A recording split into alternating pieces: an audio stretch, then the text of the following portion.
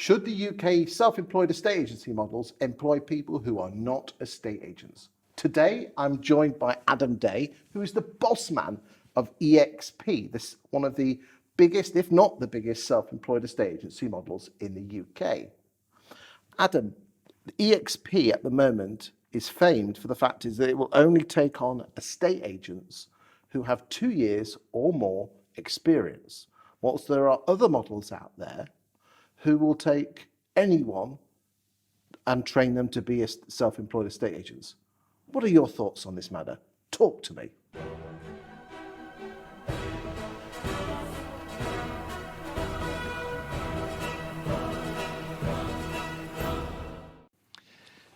I have very strong views on this matter. Okay.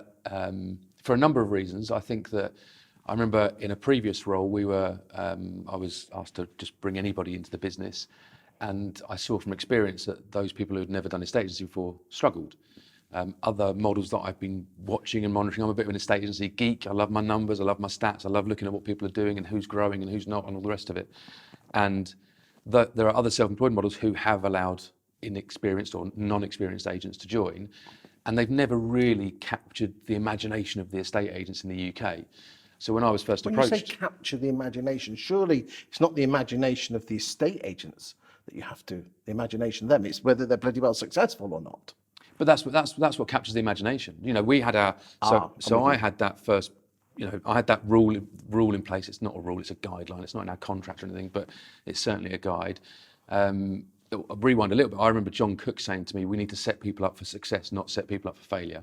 That is a common mantra with the team, with the agents, with everybody is, are we setting you up for success or are we setting you up for failure? If we're setting you up for failure, that is on us. We shouldn't be doing that. We should not be setting people up for failure where they could lose 10 grand, 15 grand in starting up, sending out letters.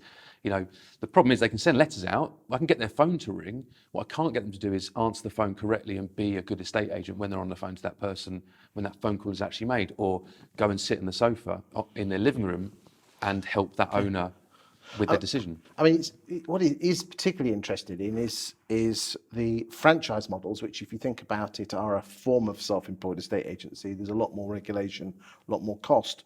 A lot of them, your Martin & Co's, your Belvoirs, your Northwoods, and others, do not seem to be attracting cold start estate agents and letting agents to their agencies. If you look at their PLC reports, they tend to be attracting existing agents buying an agency and rebranding them, which again, if you think about it, is what you do, just with a lot more money.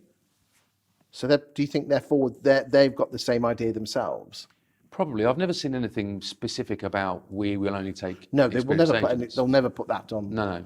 But it's if you look at the PLC reports, there's not many people out there that they're recruiting who are not estate agents. Yeah, no, and that's why they're successful. The vast majority of those businesses, in my opinion, is you have to know how to lead gen. You have to know how to value a property. I don't think you can teach that.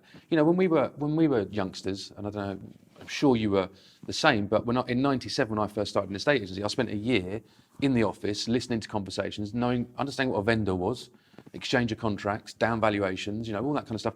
That you can't teach that stuff. You can't teach to someone to deal with a down valuation, because there's so many different ways of dealing with a down valuation. Potentially, there's 3 or 4 5 different ways you can deal with that. And I just think that, and then when I valued houses, Ian, my old boss, shadowed me on the first 10 appointments. That's called mentoring. So I think there is a way to bring agents on board that have never done estate agency before. I think that's through qualification training and mentoring. But you need to have enough mentors around the country in order to be able to mentor. So there's a point in time where I think where maybe we will loosen that, maybe we'll open the gate a little bit. But it's not until we're, you know, a few hundred agents more, possibly. Okay. Yeah, but then, you know, I know Newman's have got a fantastic lady who's never an estate agent who is basically breaking all the records. And I can think of a couple of Keller Williams people who are not estate agents who've done really, really well. What would your reply be to that?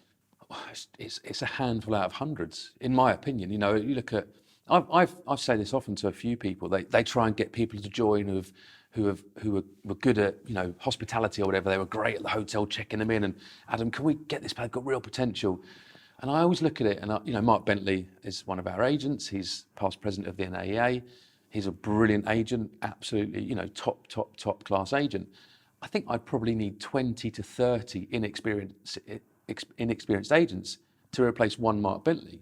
And that just increases my costs, it increases my time, it increases my time spent.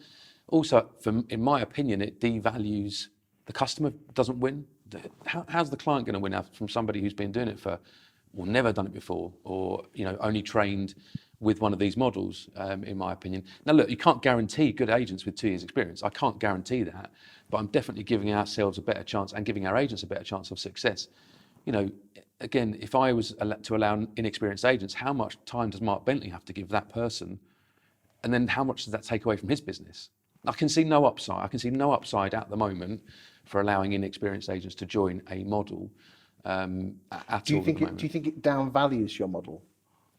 Potentially, but this is why we have the quality of agents we have joining now. Yeah. But then you could turn around and say, well, I'll just take anyone with 2 years experience.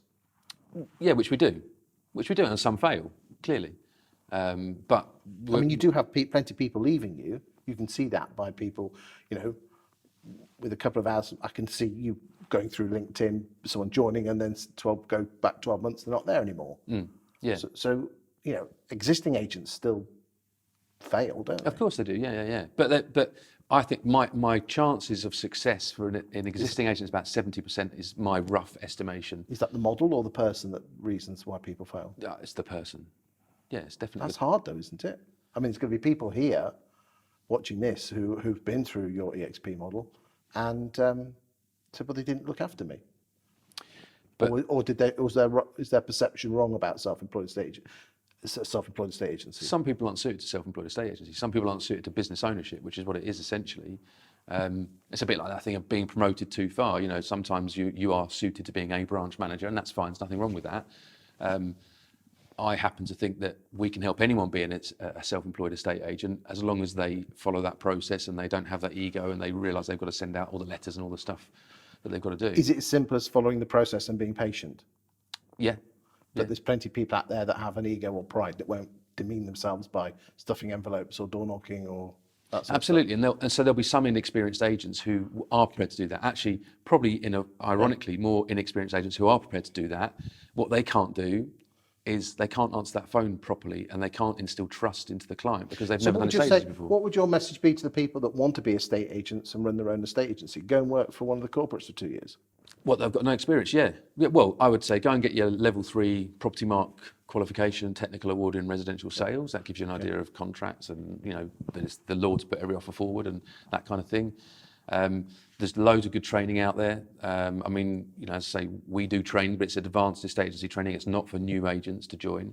There was no better place for me to learn than at Country Properties back in 1997, which was on the job, in an office, with some brilliant estate agents that were my bosses.